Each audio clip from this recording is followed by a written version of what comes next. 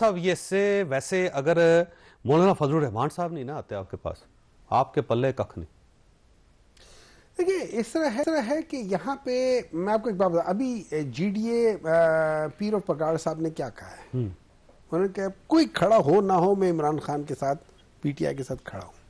اب اگر آپ دیکھ لیں میری نظر میں، اگر آپ دیکھ لیں آپ کے 4 صوبے ہیں، 4 صوبوں میں کے پی میں جو مین پلیئر ہے وہ پی ٹی آئی اور جے یو آئی ہے، ٹھیک ہے.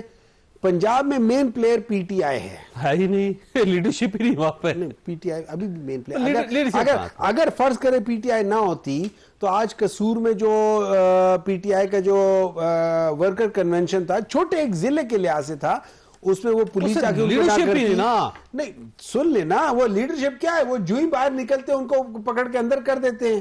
تو آپ ایک ایسا انقلاب چاہتے ہیں جس کے اندر کو بندہ پکڑے گا؟ انقلاب نہیں. دیکھیں اب سنیں، وہاں پہ آہستہ آہستہ تو میرے خیال میں اگر سندھ میں یہ آ جاتے ہیں G D A P T I اور جے یو آئی، میرے خیال میں ہم تینوں مل کے سندھ کے اندر ہم پروبلی صورت میں ہو جائیں کہ حکومت بنا سکتے ہیں. ٹھیک ہو اب یہ جو جے یو آئی کی بات کی ہے نا، اور جے you I P T I اور جے یو آئی کی جو بات کی ہے نا، مجھے کامران صاحب پوچھا اور جے یو آئی مل کے بلوچستان میں بھی بنا سکتی ہے with some of these جو وطن پرست پارٹیاں ہیں ادھر کی ہیں، ٹھیک ہے. کامران صاحب اسی طرح کے پی میں، اسی طرح کے پی میں، اسی طریقے سینٹر میں تو ہونے کو اس میں بہت کچھ ہو سکتا ہے. اور اس میں میرے لحاظ سے اس میں ان ساری پولیٹیکل اور خاص طور پہ پولیٹیکلی جے یو آئی کو اس میں کافی فائدہ ہو سکتا ہے. اچھا ویسے کامران صاحب دیکھیں، مولانا فضل الرحمان صاحب مین اس وقت پلر ہیں، وہ اگر گورنمنٹ کے ساتھ کھڑے ہو جاتے ہیں سینیریو چینج ہو جائے گا، ان کے ساتھ آ جاتے ہیں سینیریو چینج ہو جائے گا، اور اگر وہ نیوٹرل رہتے ہیں تب بھی سینیریو چینج ہو جائے گا.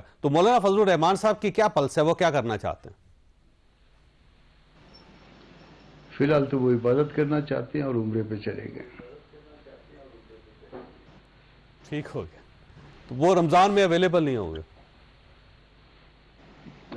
8 رمضان تک 10 رمضان تک شاید اویلیبل نہیں ہوں گے. یہ البتہ ہے کہ شاید خاقان صاحب نے اور محمود خان صاحب نے ایک میٹنگ بلوائی ہے، کوئی کانفرنس کی شکل کی ہے شاید، تو اس میں جو ہے وہ پارٹی کی سیکنڈ ٹیئر جو ہے وہ پارٹیسپیٹ کرے گی. لیکن یہ اگر آل پارٹیز کانفرنس ہوئی مولانا نہیں آئیں گے اس کے اندر، پھر اس کا مطلب یہ ہوا کہ مولانا غفور حیدری صاحب وہاں تشریف لائیں گے. غفور حیدری صاحب ہیڈ کریں گے اس ڈیلیگیشن کو اور میں شاید شامل ہوں گا. باقی بھی جو ہے نا، مجھے جو میسج آج مولانا صاحب کا ملا ہے اس میں یہ ہے کہ جو ممبرز ایم این ایز اور جو سینیٹرز جو موجود ہوں یا ویسے بھی جو عہدیدار بھی موجود ہوں، ان کو بھی اگر اس میں گنجائش ہوئی اس کانفرنس میں ان کو لے جانے کی تو ان کو بھی ساتھ لے جائیے. ٹھیک ہو. لیکن آپ اپوزیشن کا ساتھ دیں گے اس آئین بحالی تحریک میں؟ دیکھیے ہماری کچھ چیزوں پہ ہمارا اور ان کا جو ہے وہ اتفاق یقیناً ہے، یا باقی پارٹیوں کے ساتھ اتفاق یقیناً ہے، مگر پی ٹی آئی کا اور جے یو آئی کا ایک ماضی بھی ہے اور اس ماضی میں تلخی بھی ہے، ان کی طرف سے بھی ہے ہماری طرف سے بھی ہے. اور جب تک وہ معاملات ریزالو نہیں ہو جاتے ہمارا اکٹھا چلنا جو ہے وہ کچھ ایسا پریکٹیکل نظر نہیں آ رہا. ہم نے اپنی ریزرویشنز ان کے ساتھ شیئر کی ہیں. اسد کیسر صاحب کمیٹی میں ہیں، اس سب کمیٹی میں پی ٹی آئی کی طرف سے، میں جے یو آئی کی طرف سے. تو تقریباً آج کافی دن ہو گئے ہیں، شاید 12-13 دن ہو گئے ہیں، جواب نہیں آیا. جواب جو میڈیا کے ذریعے آ رہا ہے یا میڈیا کے ذریعے ہم سن رہے ہیں اس میں یہی ہے کہ وہ ابھی تک شاید ان کو ملاقات عمران خان صاحب سے موقع نہیں ملا یا موقع نہیں دے رہے، اور کیسز کو بھی لمبا کر دیا تاکہ کوئی بات نہ ہو پائے. مگر جب تک میں ریزرویشنز کیا ہیں آپ کو پی ٹی آئی سے؟ کیا ریزرویشنز ہیں ویسے کامران صاحب؟ سر وہ پھر وہ ہمارا آپس میں یہ ہمارا انٹرنل سبجیکٹ ہے، وہ اس کو ڈسکلوز نہیں کر رہے ہیں. نہ پی ٹی آئی کی ہم سے ہوں گی، ہماری ان کے ساتھ ہوں گی، مگر اس وقت ہم نے جو نا اپنے تک رکھی ہوئی ہیں. یہ اگر ریزالو ہو جاتی ہیں تو پھر پبلک پراپرٹی ہوگی، پھر میڈیا کے ساتھ شیئر کر دیں گے. ٹھیک ہو. اچھا نہال ہاشمی صاحب، اب دیکھیں کہ پاکستان تحریک انصاف اور جے یو آئی بہت قریب پہنچ چکی ہیں، اور اگر مولانا فضل الرحمان صاحب کی جو ریزرویشنز ہیں وہ عمران خان صاحب پوری کر دیتے ہیں اور کوئی ایک آدھ معذرت نامہ ہوگا وہ اگر آ جاتا ہے پاکستان تحریک انصاف کی طرف سے، اور کچھ کمٹمنٹس ہوں گی اگلے الیکشنز کے لیے، کچھ چیزیں میں آپ کو بتا دیتا ہوں. تو پھر تو آپ کی گورنمنٹ سٹینڈ نہیں کر سکے گی. دیکھیے ہر پارٹی کی اپنی سوچ ہے, ان کے آبجیکٹیوز ہیں, ہماری اپنی سوچ ہے, آبجیکٹیوز ہے. میں سمجھتا ہوں کہ جب مولانا دھرنا لے کے گئے تھے اسلام آباد میں, اس وقت جو سوچ تھی عمران خان صاحب کی, آج کیا وہی سوچ ہے یا اس سے مختلف ہو گئے؟ اس وقت جب اپوزیشن میں تھے اس وقت کی ان کی سوچ اور آج کی سوچ میں کیا فرق؟ ایک جو بات ہے, کوئی آبجیکٹیوز ہونا چاہیے کسی بھی دھرنے, کسی بھی اے پی سی, کسی بھی گٹھ جوڑ کے لیے, کہ اس کے فوائد اور نقصانات.